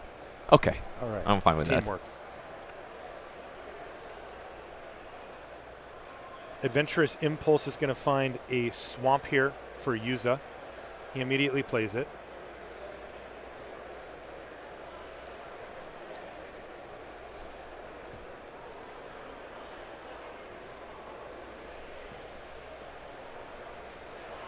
We do see Halar the Fire Fletcher on the board here. So I would assume that both of those came in, though. Yep. Garna's generally considered a better card than Halar, and particularly in a matchup like this that can get this grindy where the graveyard's big, creatures are dying. Especially good with the Whisper, though. If you've never gone off with Whisper and Garna, you are not living. Well, then I'm living. Good. So no equip of the Helm. Looks like he just went for a Sapherd here. What, did he think it was too risky? Maybe not that it was too risky. It wasn't just, maybe it wasn't good enough right now on the board, and he'd rather have it on the Sapherd. So he wants to develop that out. So you wanted the Elf, I wanted the Skitterine Surveyor, and Martin uses like none of these targets are worthy? Well, I didn't actually want the Elf. I was just saying that any of the targets were good. You were on your soapbox saying, put it on the Elf. I think it's the right play. It's what I would do. We can rewind the tape if we have to. Direct quote. Torgar, okay, that's going to hit Martin here for 7. Wow, and you know what? That Windgrace Acolyte is going to end the game very quickly now if Martin doesn't, start making something happen. Now, he does have the Omnivore in conjunction with all of the sapling producers, of course, to gain some life, but that is a reason for him to be a little bit concerned. He can't dirtle too long. Yeah, because Martin should be at, there we go, it's 7 life. And we've seen a lot of damage that turn. Well, yeah, but we saw this exact scenario in an earlier match today where, you have Omnivore plus Slimefoot, so you just sack a sapling, gain 3. Right, and that effectively negates the attack from the flying cat there. So this has to be the turn, especially with Brad tapped out, that Helm of the Host finds its way on one of the creatures. I would imagine the Sapper. Yeah, I was going to say, now looking at it, where would you go? Because the way is clear. Yeah, I would imagine the Sappered. And that's just because you also get that extra sapling every turn. So not only are you getting a 2/2, but you're getting that sapling that's going to gain you 3 life. Yeah, it makes it almost impossible to die on the ground. Right. And throwing a whole bunch of extra sapperlings. Okay, he likes the Slimefoot plan here. Well, that does give you double triggers. But that's only when a sapling dies. Right. And, Martin only has 1 right now. That's right, and he can make 1 with the Slimefoot, but of course those don't stack properly. Right. It's still just 4 mana for 1 of them. All right, well, Martin Hughes is going big. Still only 5 lands total. He does have a copy of Slimefoot. That's what that face-down token is. But Martin's going to be down to 4 life here. Mm-hmm. It's getting slightly sketchy. He can sacrifice that Sapperling now if he wants.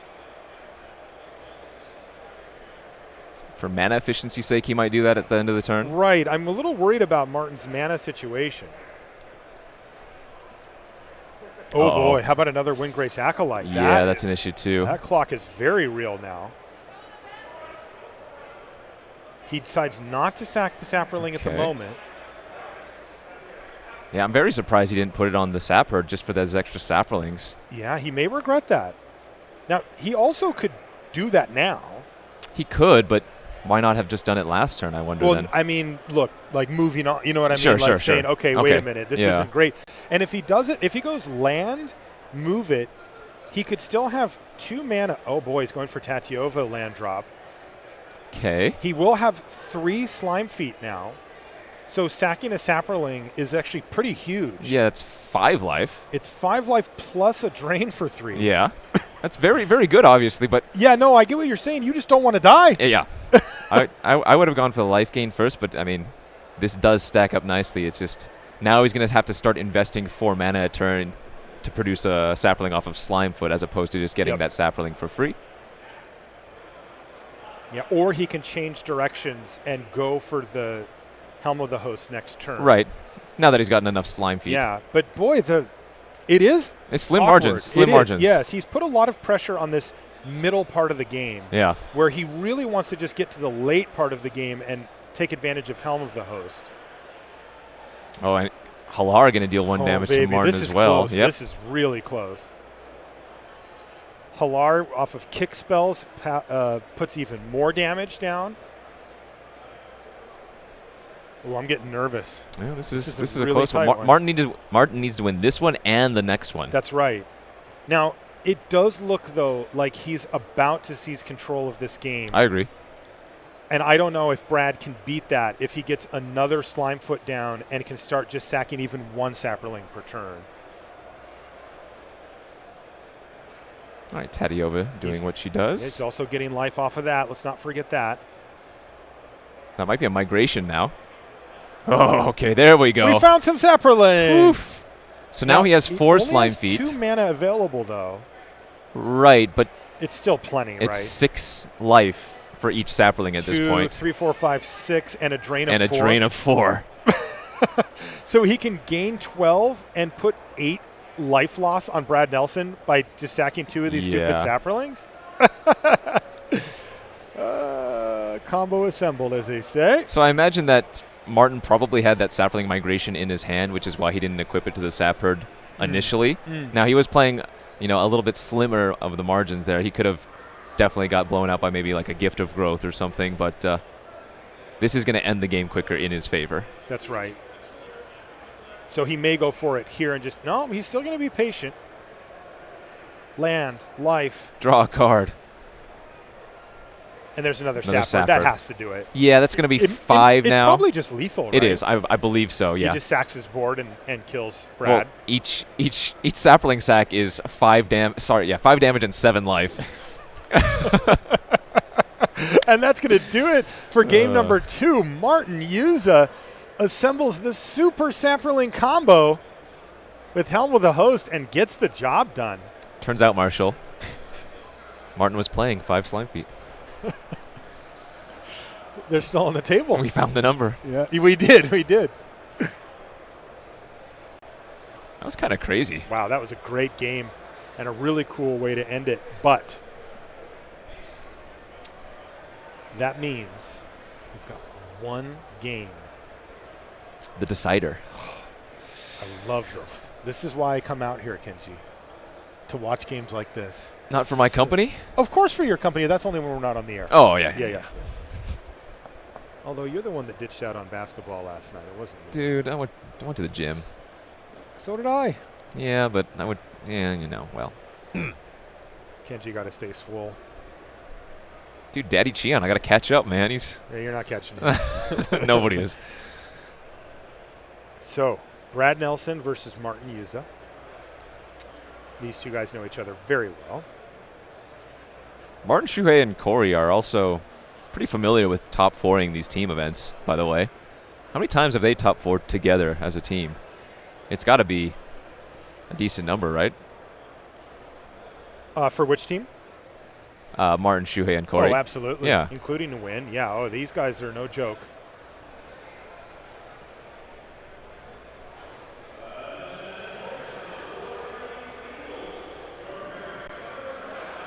Yeah, you are looking at 2 of the stronger teams in the room.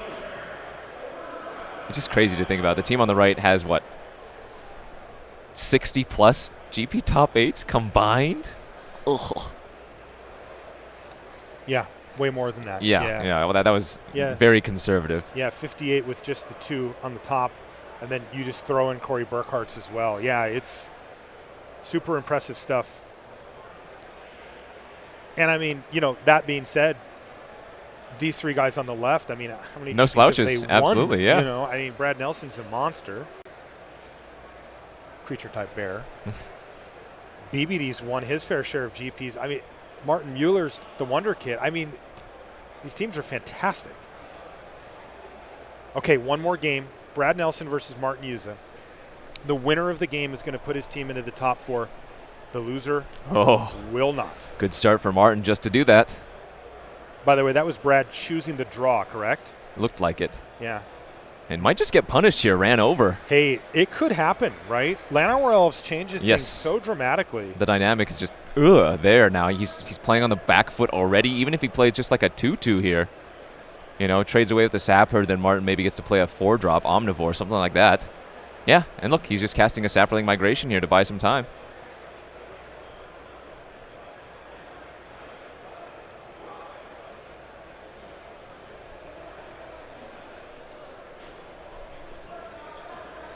I like the choice to be on the draw, but it occasionally can backfire on you, even in these type of matchups. And we're going to see now if this is going to be one of those situations. 4-drop. Well, okay, it's a soothsayer. Not the scariest. Not the hammer, yeah. Also not bad.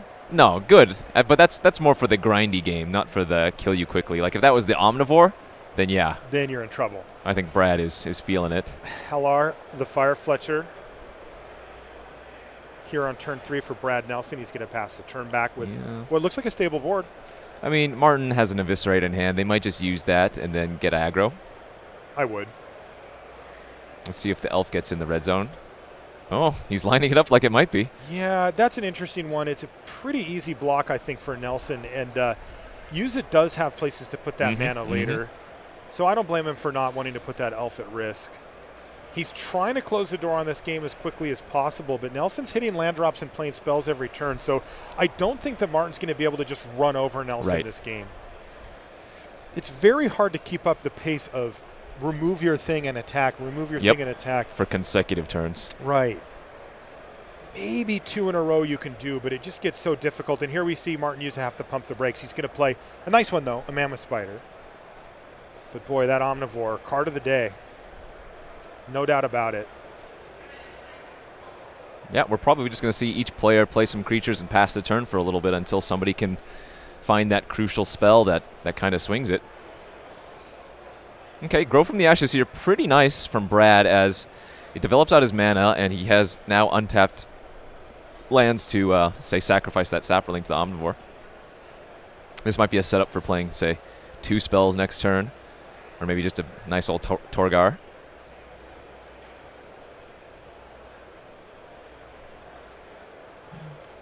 Not getting his second mountain this time.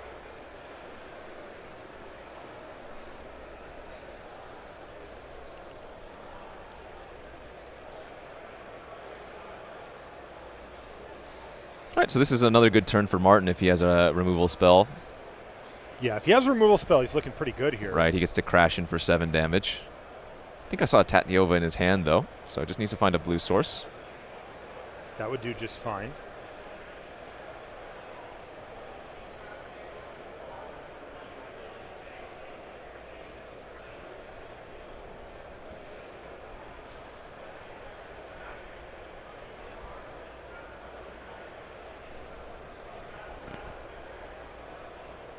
Land go. Wow.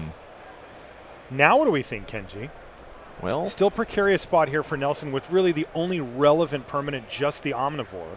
Yeah, but he's got a lot of mana. Exactly. He just fixed his mana and ramped a little bit last turn, so this could be a big turn. Presumably he plays something that's, again, a fine blocker, or maybe just like a Windgrace Acolyte. Well, looks like he's got Deathbloom Thallid lined up, but wait, there's more.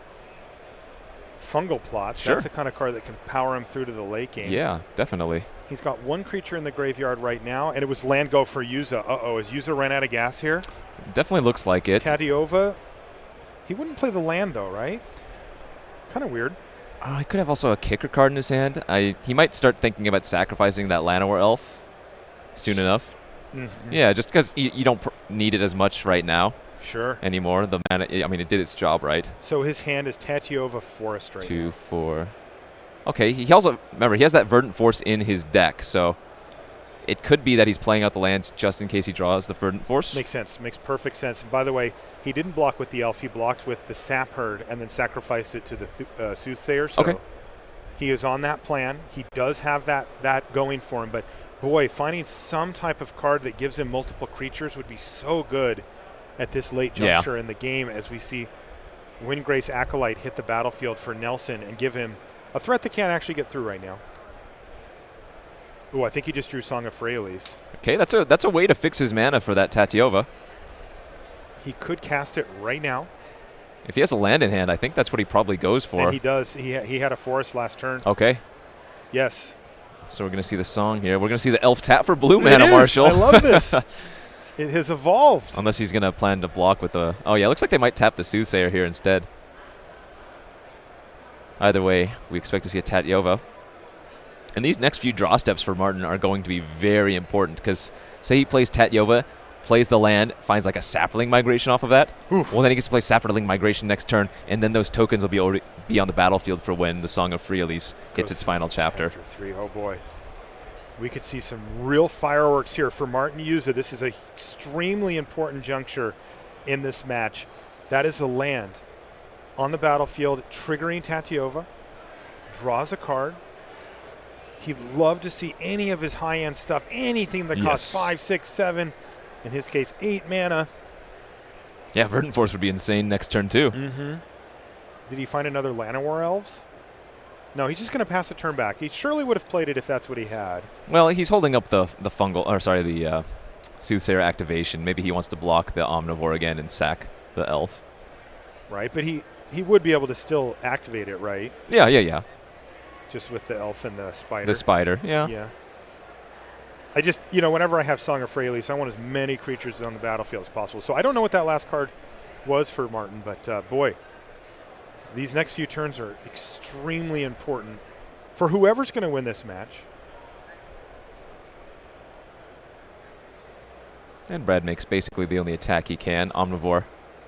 Just too powerful, too threatening with all these creatures on the battlefield. So probably not a block here. He could make it 15 if he wanted to get real frisky here, but that doesn't seem super great. Maybe he'll settle for 5. Gained some life in the process. Right, he did sacrifice Saproling, so that's 2 extra life as well. Getting win while the getting's good. And he has Ancient Animus to kill Tatyova, but Tatyova is going to get sacrificed, but that source of card advantage is dead. Down for the count. So that was an important play for Nelson as well, because he really did need to stem that bleeding, as if this game stays at a relative stalemate, Yuza would certainly take over with the help of Tatyova. Yep. Memorial to Folly, not the worst land that Brad can draw. If Martin finds an answer to Omnivore, Brad's able to bring it back. Right. Oh, is this Big Daddy? Oh. Kind of. A Big Daddy. Kind of, not the Big Daddy. We're talking about Verdant Forest. Yeah, this is a different 7/7 for 8. That's still quite good here, as it makes it awkward for Brad to really attack with the Omnivore unless he wants to invest multiple resources now. Of course, with the fungal plots, he doesn't necessarily mind sacking some of his creatures. Deathbloom Thallid is a pretty tasty one for that matter. Oh! Broken Bond to save himself from Song of Freyalis's 3rd chapter. It would have been a massive attack next turn, especially with that Gorger. So a necessary play here from Nelson. And look at this. Torgar's going to knock Yuza down to 10. And all of a sudden, Nelson has a real beefy board and actually has something that can tussle with the Baloth Gorger in addition. Sapherd, fine. A good draw with the Soothsayer on the battlefield. True. Yeah, he could turn that into 2 cards pretty easily. Yep, and it also gives him good chumpers because none of Brad's creatures have trample. Spider. Also, now that the elves are primed to get gobbled up by this Soothsayer also.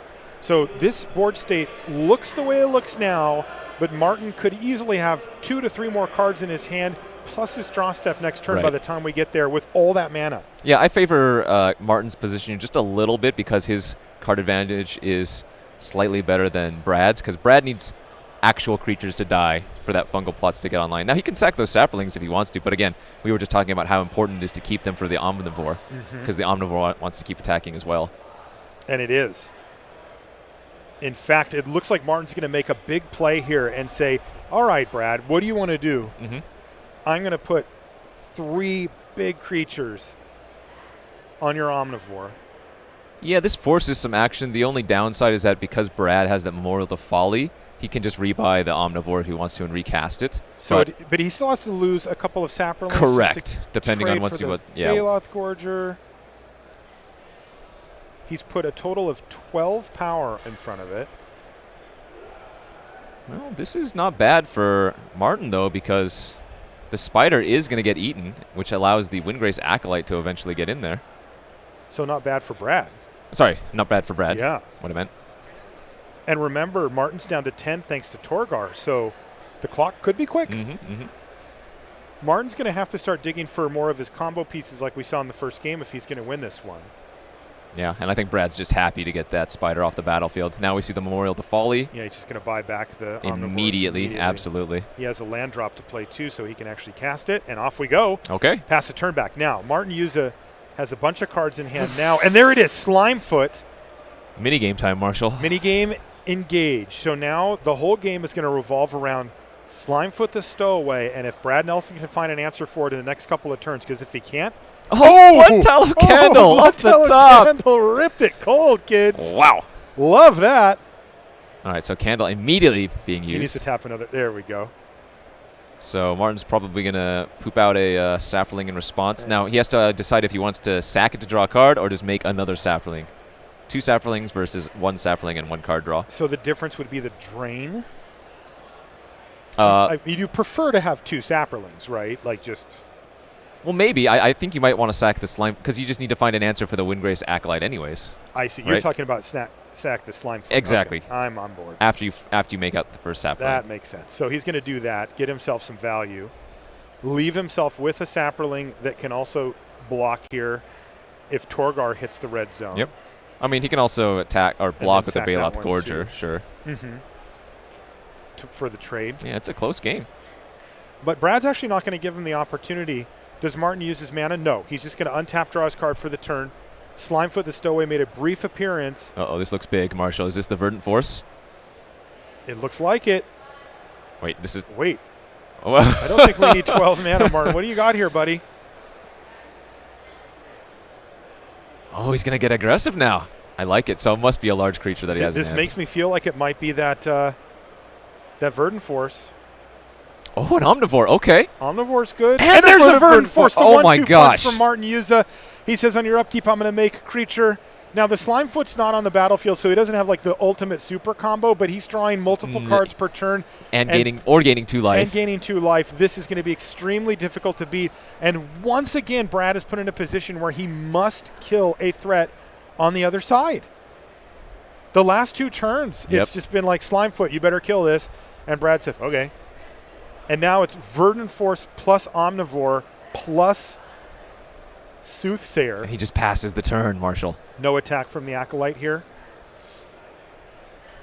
Oh boy, this one may have slipped away from Brad Nelson and company. Martin Yuza showing that he is grinding just a little bit more. Wow. Just a few more cards here and there from the Soothsayer may have put him ahead, and it may have done it for good. Yeah, this is going to be tough for Brad to get out of this. He needs to draw basically 2 removal spells. But even then, if like every time he draws a removal spell, Martin's just like, okay, sack it, draw a card. You know? Yeah. Yeah, definitely. I mean, like his worst case scenario is that, right? Yeah. All right, gain 2. You lose your Wind Grace. So that was a chump block from Nelson. Mm-hmm. Brad can convert some of these creatures into saplings now. One. Yeah, and that's kind of what Brad's doing. He's trying to block with actual creatures rather than the saplings so that he can use his fungal plots, and then he can try to set up a scenario where he blocks and then starts sacking them to draw cards and find some way out of this. But every single turn, and I do mean every turn that goes by, he's falling further and further behind. No, it's just his turn and Martin's. It does look like there are an extra turns here as well. Do you see that, Kenji? Okay. Yep, I see the die now. Yep. So the question is, can Martin Yuza get the job done? Because this is actually really interesting. Remember, Martin's team came in with a draw.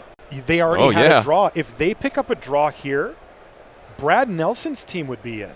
Huh. Because they did not have a draw. Right. They had the clean 11-2 record, where Martin Yuza's team was 10-2-1, and a second draw is basically a loss for their team. Jeez. All right. Oh, my goodness. You got to force some action here, Martin. And the issue is, can he actually get the job done in time? Like, Brad has 10 life sitting on the battlefield right now. Right? He could just sack all of the saplings to the Omnivore if he really wanted to. Right. That's what the chump blocks are all about there with that fungal plots. Getting creatures into his graveyard to start activating it. Okay. He just needs to survive. Oh, no. Is that how this is going to end? From our perspective, it's a shame, right? A viewership perspective. But this is sometimes how things go down the stretch. Especially when you get a matchup like this. I mean, these were 3 really long games. Yeah. Nobody was even playing slowly. Nope. The other was just like... There's too much to do. Just went on forever. Brad's blocking with every single thing he can.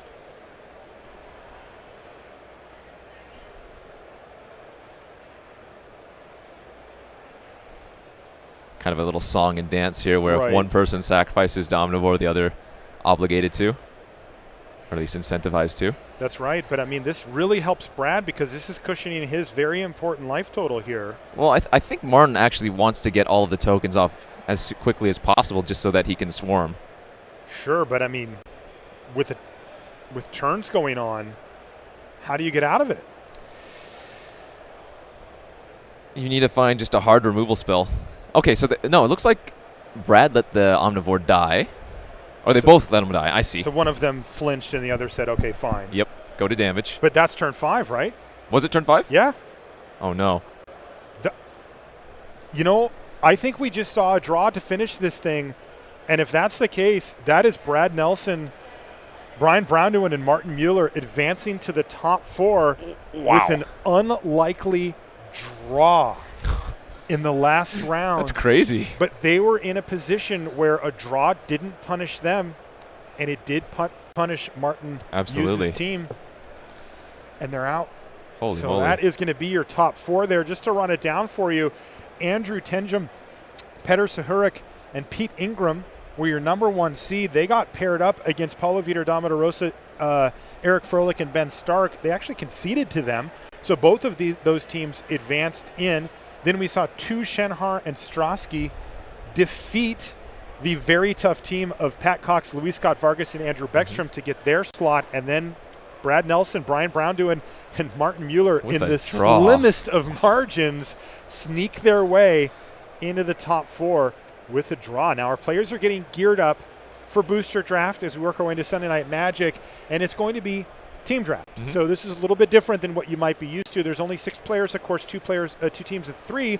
The players are going to sit opposite each other, so it'll be one team, other team, one team, other team, like that around the table, and we're going to draft. Now the draft looks just like a normal one, at least from the outside. Yep. You open a pack, you pick a card, you pass it, that whole thing.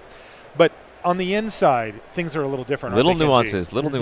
Like you have to note all of the cards that you're passing. If you pass a Slimefoot, if you pass a Tatiova, you have to be like, okay, did you see this card 3rd pick or 5th pick or whatever down the line where your partner was? And and they're like, no, I didn't see that. Okay, well then this person has that card. You know what to play around. You can kind of put maybe situational sideboard cards into your main deck because you already know what your opponent has. That's right.